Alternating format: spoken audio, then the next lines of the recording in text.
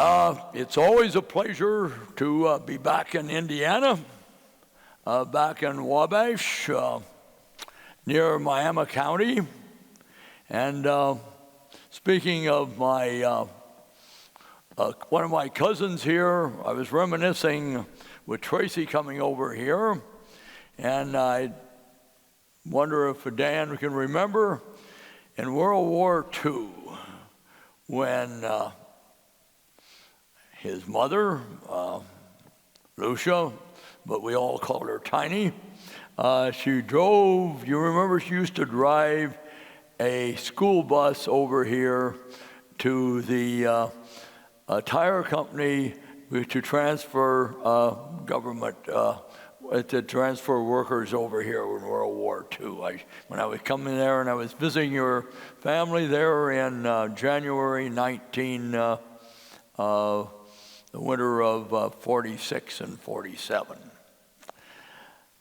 Well, what I'm going to speak on tonight is from Appomattox to the Ford Theater. Now, President Lincoln will not be at Appomattox, but he will be at the Ford Theater, and General Grant is very lucky he did not go to the Ford Theater that night, or maybe he would have died also along with President Lincoln. The period I'm going to focus on is going to begin about 2 weeks after Mr. Lincoln's second inaugural address, which incidentally for the Trivia Pursuit people here in the audience is the shortest inaugural address any president has ever given. And it is arguably the best, if not one of the best, if not the greatest inaugural address. That's where he ends his remarks with malice toward none, with charity towards all, let us have peace. Well, with the getting into its new administration, Congress was not in session all the time then like they are now. Congress adjourned then on the 4th day of March. Very good for the taxpayers, because they did not convene again until the first Tuesday after the first Monday in December, unless called into special session. So Congress has adjourned. And Mrs. Grant probably wish she didn't write this letter. She'll write a letter.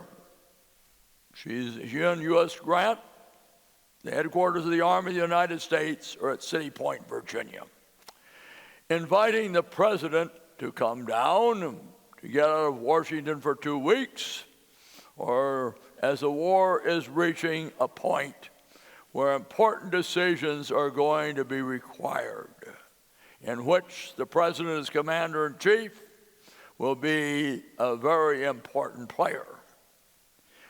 That is, how do you deal with the Confederate armies as they begin to collapse, and set a policy for the nation to rebind the wounds. And Lincoln, the president, accepts. He's glad to get away from Washington and all the people looking for jobs in his second administration. And I can just see on the 24th day of March, the River Queen with President Lincoln, Lincoln's wife, Tad, several other people arrive. Now the president is guilty, has the same problem that many people do. Every time he goes to sea, he gets what is better known as mal de mer or seasick.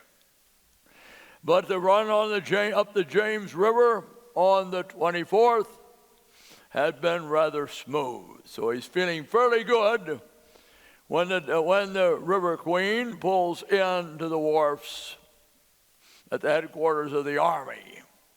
It's the equivalent of the Pentagon at that time. And I can see Mrs. Grant when she suddenly sees that Mary Lincoln is aboard the vessel, because the two women do not like each other. Mary had made the decision to come down there because Robert Todd, who had been at Harvard until the June of 1864, had graduated from Harvard, and the Lincolns had already lost two sons. Eddie, back in 1851, at age 2 years, and Willie had died in the White House at the beginning of the fourth week of February 1862. And Robert is out of Harvard, and the Lincolns had taken from people in the press. The press can be vicious, as we all know. And I would argue the press was probably more vicious in those days, if they don't like you, than they are now. Because Lincoln was Mrs. Lincoln, who had gone into Great Depression, as her husband had, but not as long. When Willie died, they had criticized them for Robert being at Harvard. So the president, when Robert graduates from Harvard, will write General Grant and ask him as a favor to me and to my wife, would you put Robert on your staff as a captain, and go as far as you can to see that he will not come into any serious injuries. So they have arrived, and there are going to be several important things that are going to be very important for history. In the president's visit, General Sherman's army of Westerners has reached Goldsboro, North Carolina, 120 miles south of Petersburg. The core of that army had started from Louisville, Cairo, Illinois, and had gone all the way through the South by way of Nashville, Vicksburg, Atlanta, Savannah, Columbia, and they're deep into North Carolina. Now the president has some worries. What happens if the army group under General Sherman should compel Robert E. Lee's Army of the Potomac to surrender to them rather than the Army of the Potomac, which had been confronting the Army of Northern Virginia along that 100 miles between Washington and Richmond and Petersburg. So General Sherman will ride a train down to Morehead City, and on the 27th, he'll arrive at City Point. So at City Point, you now have General Sherman, General-in-Chief of the Army, General Grant, Admiral Porter, and the President of the United States. The President will meet General Sherman for the first time. He expresses delight because he thought for a while, when Sherman's army disappeared, when it leaves Atlanta and doesn't reappear till it reaches Savannah, and the Confederate papers saying that he would never be seen again, and he shows up. So they're going to have an important meeting on the 28th aboard the city, the River Queen. Attending, nobody sits in except the President of the United States, General William T. Sherman, General-in-Chief of the Armies, Ulysses S. Grant, and the commander of the North Atlantic Blockading Squadron, Rear Admiral David Dixon Porter. And among the discussions are that Lincoln worries. So he's going to listen to General Grant and talk, and it's going to be agreed that the Army of the Potomac and the Army of the James will take the offensive on the morning of the 29th day of March, 24 hours away, and hopefully they will flush the Confederates out of Petersburg and force the Confederates of General Lee's Army of Northern Virginia to surrender to the Army of the Potomac. Sherman will remain in Goldsboro, North Carolina, until the 11th of April. And if the Confederates are still holding Richmond and Petersburg, he will advance northward. And Lincoln can just see in the future if those bold Western boys would be the ones to whom General Lee surrenders. You can see in Congress in the post-war years these senators and reps from the American heartland getting up when they're debating against senators and representatives from New England in the Middle Atlantic states, and having much more in common in economy with those Southerners who have just been defeated, and pointing out that we have seen the whole South, and we had to arrive and get the army of Lee to surrender to us. And the president sanctions this. The president also decides that if the Confederate armies, General Lee's army in Virginia, and the other Confederate armies, particularly Johnston's army in North Carolina, if they're going to surrender, the situation reaches such, his generals are not going to discuss any political solutions.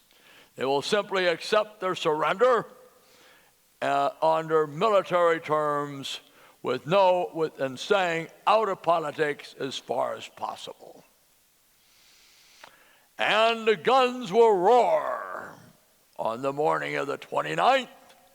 Sherman is en route back to Morehead City by boat and by train on to Goldsboro. But on the 1st, at Five Forks, Army of the Potomac cavalry under General Philip Sheridan will crush a detached Confederate force at Five Forks, the Waterloo of the Confederacy. And on the 2nd, the Army of the Potomac and the Army of the James attack. It's a Sunday. The Confederate lines are sundered. And Lee messages Jefferson Davis, we must give up Richmond and Petersburg. On the night of the 2nd and 3rd, the Confederates evacuate Richmond and Petersburg. You can imagine the Secret Service. Now, the Secret Service does not get any mission of protecting the president till after President McKinley is assassinated, because the president has no organization such as a bureaucratic group, such as the Secret Service, to protect him then. You can imagine today, the president will immediately accompany General Grant into Petersburg. The Confederate Army has been gone less than 10 hours. He'll say goodbye to General Grant that evening and return to City Point. Meanwhile, Julia Grant is very happy, because on the first day of April, Mary Todd Lincoln has gone back to Washington, D.C. And the relationships have been very poor during that period. Their dislike of each other goes back to April 1864. Ulysses S. Grant has just been named General-in-Chief of the Army. And a number of people are concerned that Lincoln cannot win re-election, particularly the radical wing of the Republican Party. As they look back, there's only been one person since Andrew Jackson that has ever been elected to a second term. He's the last one. And they're convinced that Lincoln cannot win. And they're working to dump Lincoln, and their candidate will be the man of the hour, the victor of Vicksburg, the victor of Missionary Ridge, the General-in-Chief of the Army. He has no more idea of being one to be president. The presidential bug doesn't bite Ulysses S. Grant until about 1868, when he lusts to be president, but now no interest in it. But Mary doesn't know it. And Mrs. Julia is visiting her on the White House. And Mary comes in, and Julia does not get up fast enough. And Mary will turn to Julia and say, "Your husband is not president yet. And you will stand up when I come in the room." Well, it's a visit, if you're talking about women, it's a visit for hell.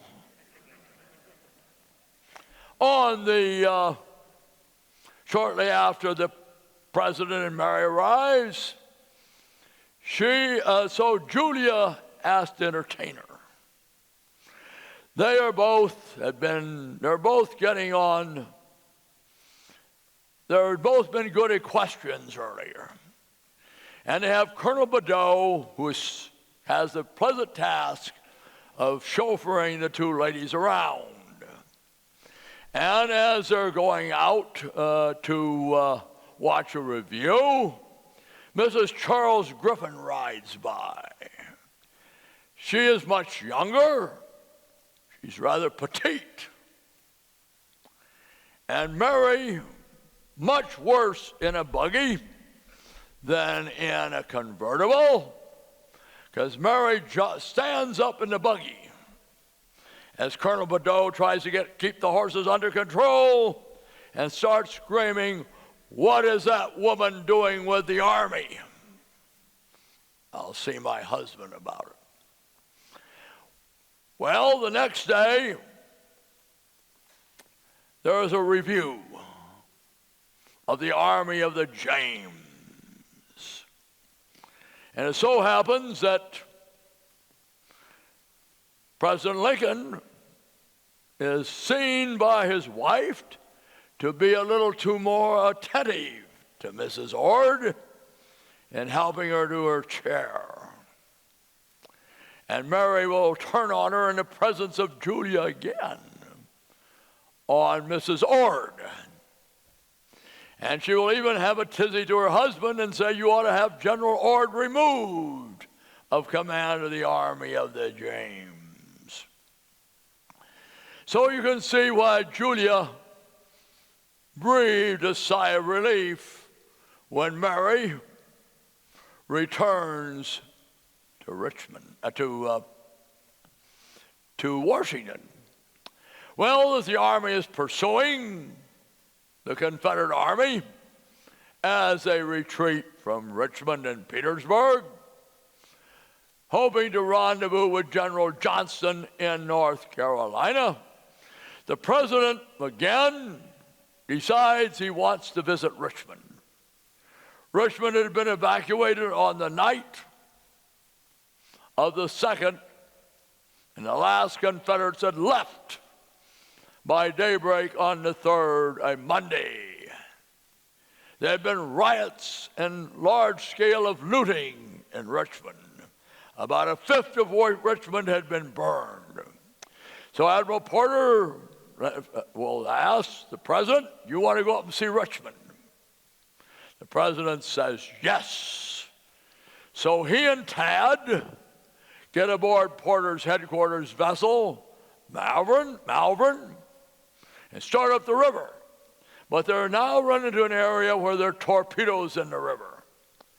So they transfer to a barge, a longboat, moved by rowed by 24 brawny sailors. So in the longboat, rowed by 24 brawny sailors, will be a chaplain, Admiral Porter, Tad Lincoln, and the president. At first, they're towed for a while by a tug, the Glance. But they run into more debris, so the sailors are going to have to be pulling on the oars. So the president will arrive at the Rockets. Unexpected. Pull in, and there are a large number of blacks around. No whites. And the crowd of blacks will start yelling, "Hallelujah, hallelujah, our Savior." And another will come up and try and caress his feet. And he said, "You should kneel to God, not to me." So imagine 2.5 miles to the Confederate White House, where Davis had fled from on the morning of the 2nd, 48 hours before. And the president, with a dozen sailors in front, a dozen sailors in back, Admiral Porter, and holding Taddy by the hand, followed by this vast and growing concourse of blacks, are going to walk from the Rockets to the Confederate White House, where General Wetzel will sadly learn he has the President of the United States on his hand in a city that has just been occupied. The President will spend several hours in the White House of the Confederacy, will sit in the chair where the President of the Confederacy had sat. After eating, he'll then go to the Virginia Capitol, which had had a dual role during the Civil War, Capitol of the Confederacy. It's been abandoned, looted. And when he sees the statue of Washington, put up there in 1858, Washington seems to be looking where Lincoln is standing, and Lincoln says, "There's Washington. He's looking at me, and he's pointing south, and he's pointing the way Davis is gone." That night, the president will spend the night on the Malvern. They've got the river cleared, so he can spend the night on the admiral's flagship. The next day, he meets with the highest-ranking Confederates in Richmond, and he suggests to them that if the Virginia legislature will assemble and rescind their ordinance of secession and recall their men from the Confederate Army, their sins will be more or less forgiven. He then gets aboard the Malvern and returns to City Point. He finds Mary back. So I'm sure Mary and Julia had a good time because General Grant is off pursuing Lee. So they're going to return to Washington. And the River Queen will arrive at Washington, D.C.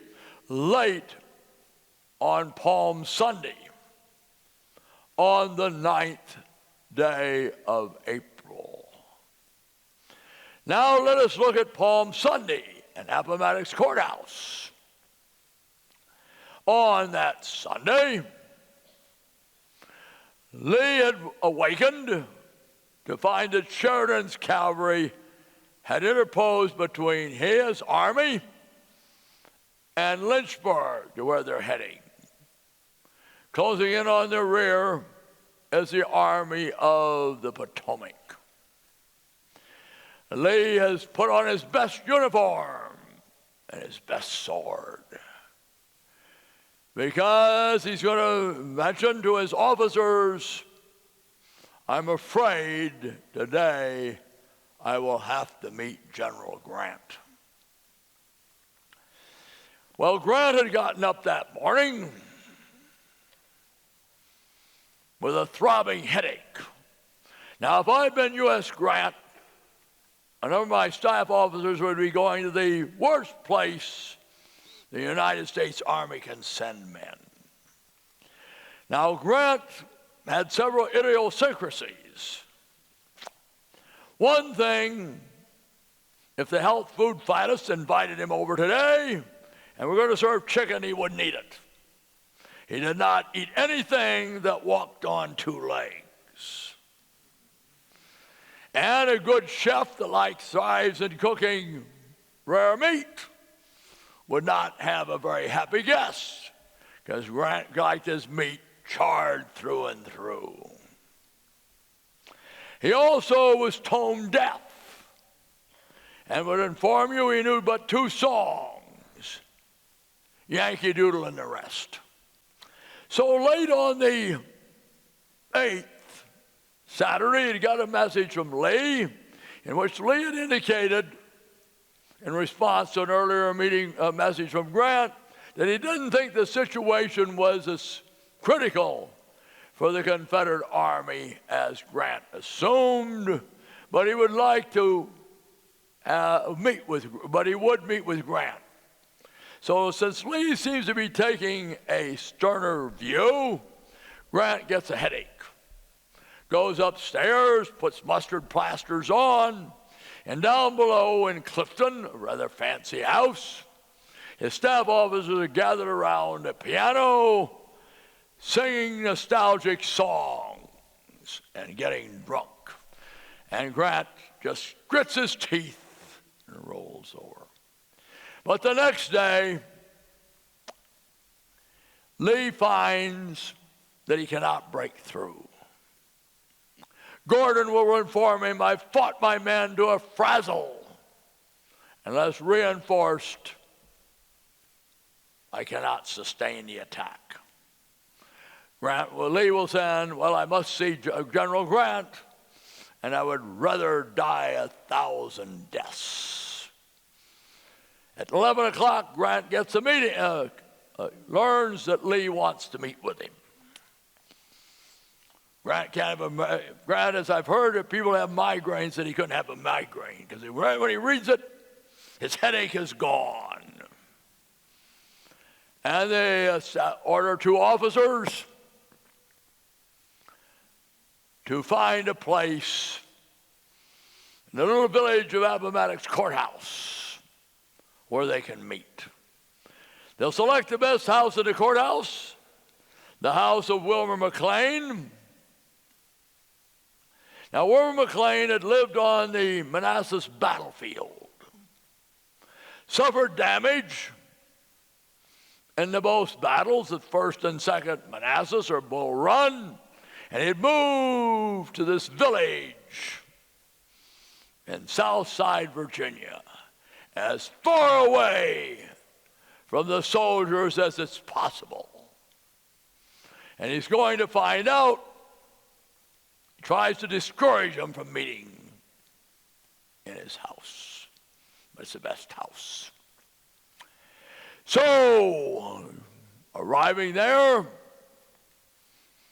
will be Colonel Marshall and Robert E. Lee of his staff, and Sergeant Tucker to hold their horses. They will go in to the parlor, and in the parlor will be General Grant and about 10 officers. The best painting is a level painting, but you have to paint Custer in. Custer was never in that room. He might have been out in the parlor peeping in, but he's not getting in there. And as they meet, they'll talk about the Mexican War. To Lee, it seems that Grant is reluctant to bring up about what has brought them together. And Lee will have to remind him. So Grant will sit down in a chair at a desk, which will be bought by General Sheridan. Not this desk. We'll get how this desk gets involved. And we'll take out his manifold pole file and we'll write out terms for General Lee, which are very, very generous. That the Confederate Army will surrender its public property to the United States. The officers will be allowed to retain their private property. The officers and men of the Army of Northern Virginia will then sign paroles. The list will be made out in duplicate, and the Confederates will be allowed to return to their home and await exchange, and as long as they obey the law.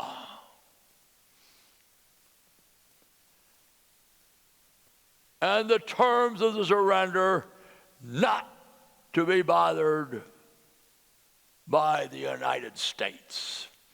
Lee reads it, admits it's very generous. He'll then remind Grant, in our army, the men own their own horses. Grant can't believe an army would be organized in such a fashion. In the United States Army, the quartermaster general and the taxpayers own the horses. And he'll say, well, I'm not going to write in the terms. I'm going to direct our officers to let the men take their horses with them and their mules. Grant says that, Lee says that'll be very good because most of them are farmers. Then they will turn the copies of the surrender terms over to Eli Parker. Lee had first noticed Eli Parker. Eli Parker is a Seneca Indian, and Lee at first thought he might be black. So Eli Parker will sit at this table and take Grant's draft and make the final copies, making several corrections that Lee had written in. As you know, when somebody leaves something out and Grant left something out, you draw a caret and write the word up there. So that is where that desk becomes. It is not the one that Lee or Grant sat at, but it actually saw a more important role in a way, because that's where Parker reduces their terms to a fine copy, which they can both sign Lee then comes out. He's followed out by his Colonel Marshall.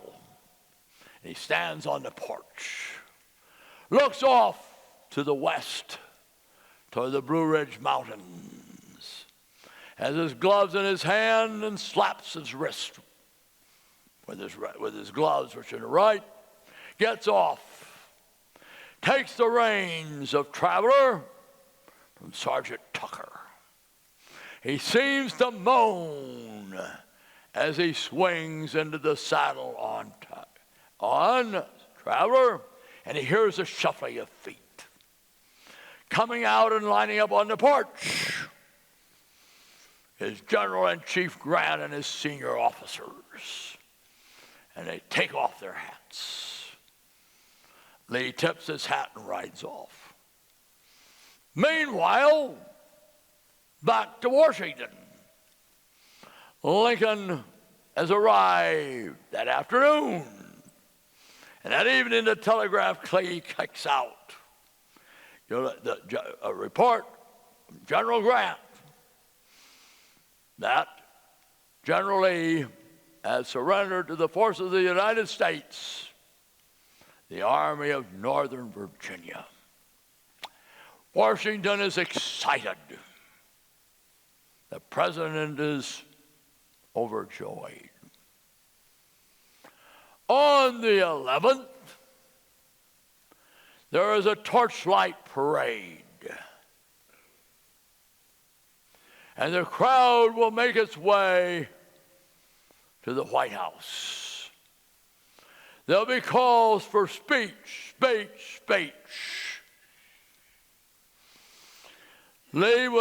president will ask the band to play Dixie, saying it belongs to us now. In the audience is an actor, John Wilkes Booth, one of the leading actors on the American stage.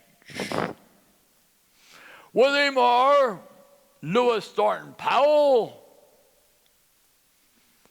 former Confederate soldier from Florida, captured at the Battle of Gettysburg, had escaped from prison camp and ridden with Mosby, and Davy Harold, a druggist, a clerk, a graduate of Georgetown. Lincoln will say that he plans to give the vote to those blacks who are educated. Ladies, don't get angry. No votes to ladies being mentioned. To those blacks who are educated, and the black soldiers who are some 186,000 and 20,000 sailors that had fought for the Union. With that, Booth turns to his two companions and says that's the last speech he'll ever make. And since they're recording me, I won't put in those words that I said, but say that will be the last speech the blank, blank, blank will ever make. So what had been an aborted kidnap plot, which John Wilkes Booth had been involved in, and he'd actually made an attempt to kidnap the president on the 17th day of March of '65. But your famed governor of Indiana entered into it. So while Booth and his Confederates are waiting to kidnap the president on the road leading out to the Camel Hospital out in Mount Pleasant,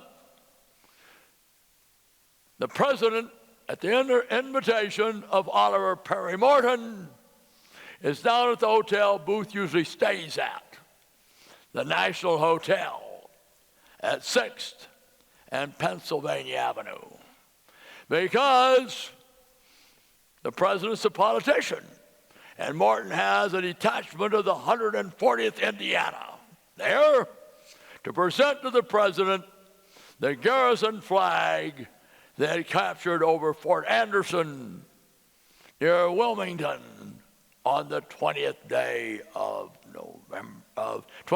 February. So they miss it. So the kidnap plot had been more or less scrubbed, but it's now become a murder plot. Well, better get moving fast.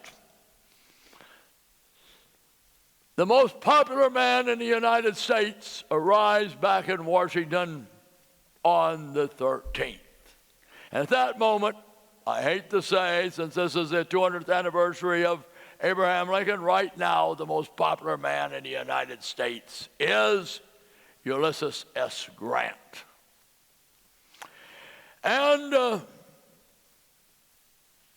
Grant drops by the White House to report to the commander-in-chief, to brief him about what had happened since he had last seen the president at Petersburg on 3rd day of April. The president then says, how about I'm going to the theater tomorrow night? Will you and Julia join Mary and myself at the theater tomorrow night? Grant undoubtedly had a sick feeling in his stomach. So he goes home and tells Julia. And Julia will tell him, no, we are not going to the theater with the Lincolns tonight. We are going, you can say who's commander in their household. They're staying in the Willards Hotel. It isn't the commander-in-chief, the general-in-chief of the armies. It's Julia Dent Grant.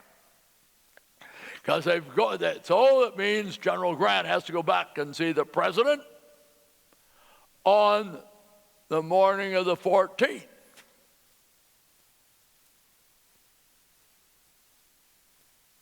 Palm Sunday, on the 14th. And he will tell the president, and the president half suspected what he was going to tell him. I'm sorry, Mr. President, we have to go up and see our children. So that means the president is not going to have General Grant and Julia as companions that night. The papers that morning will announce that the Lincolns and the Grants will be going to the theater that night. They do not say what theater. There are only two theaters of any class in Washington, the Ford's Theater and the National Theater.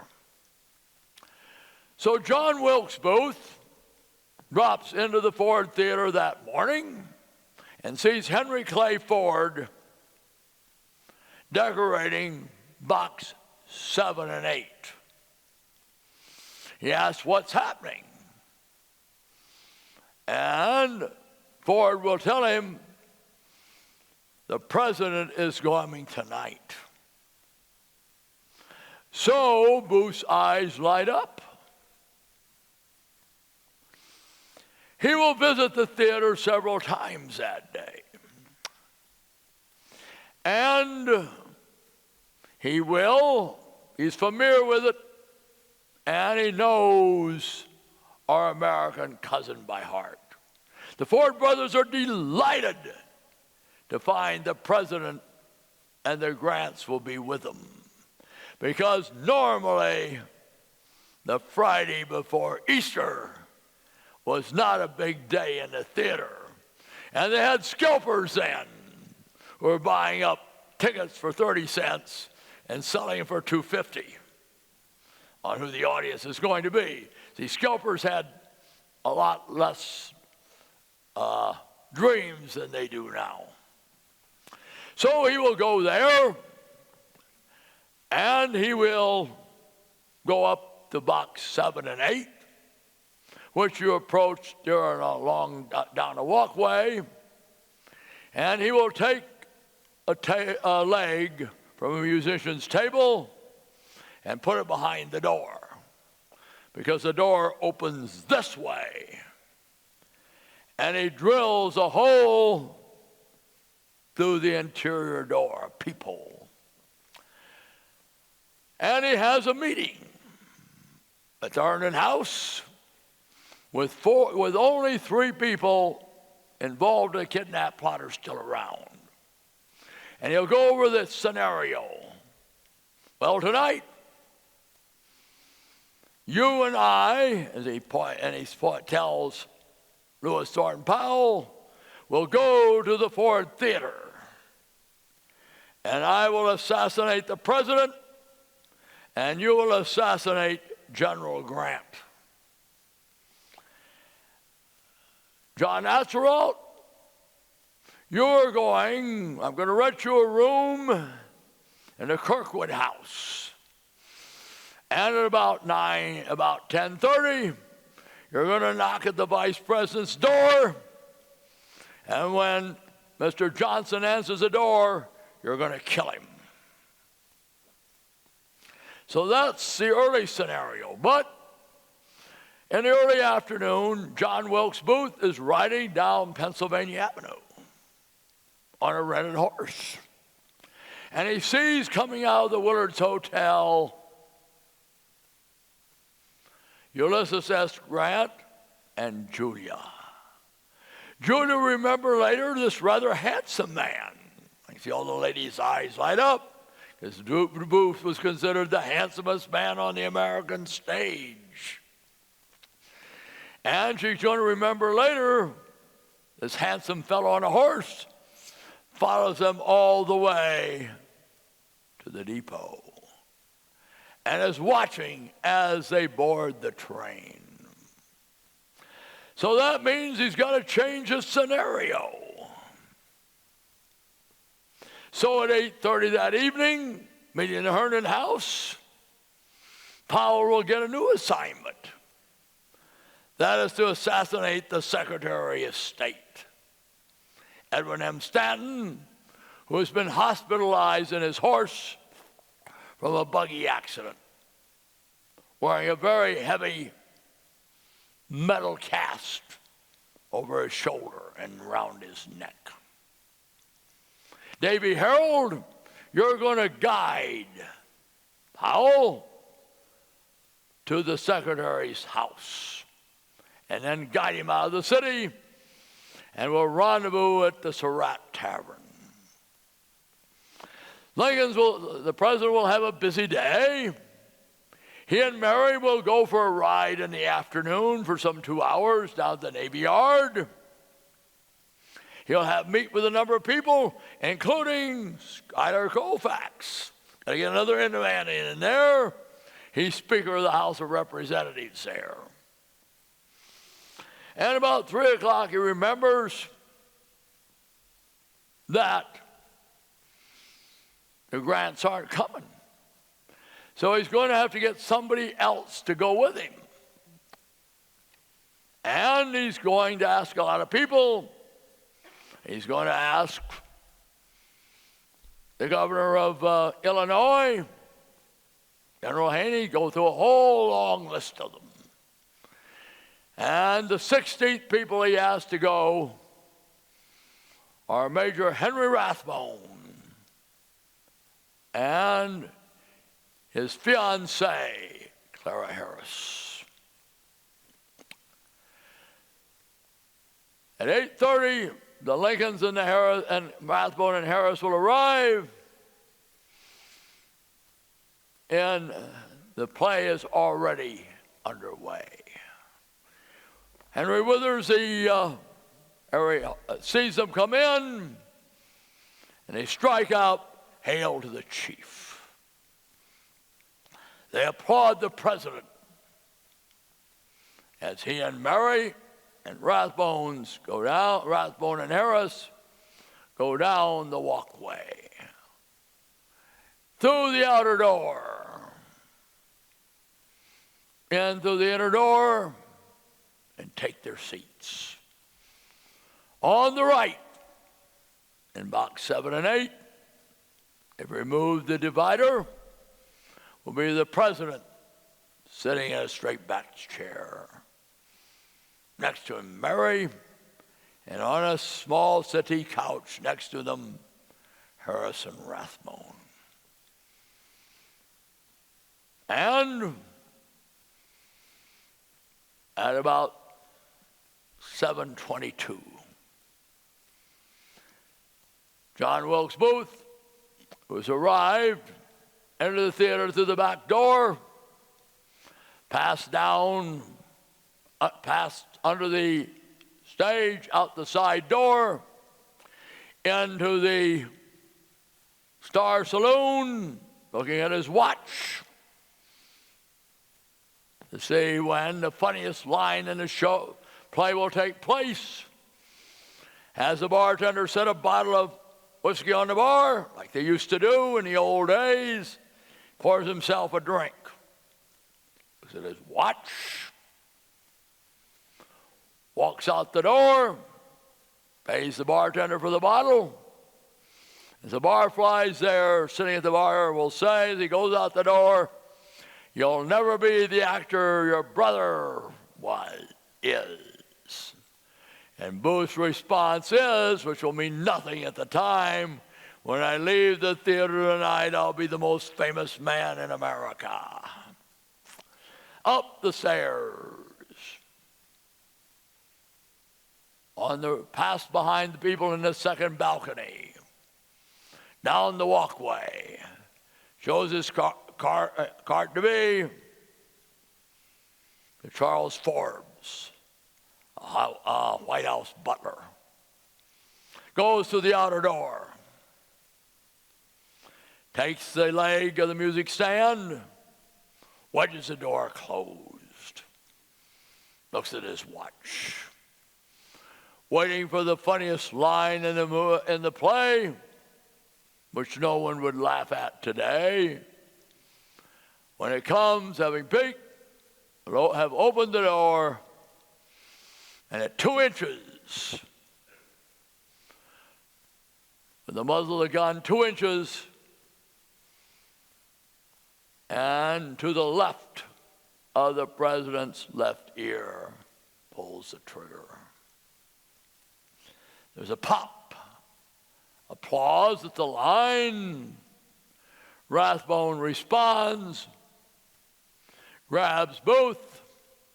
Booth will drop the Dragoon, drop the .44, and he will cut Rathbone from the shoulder to the elbow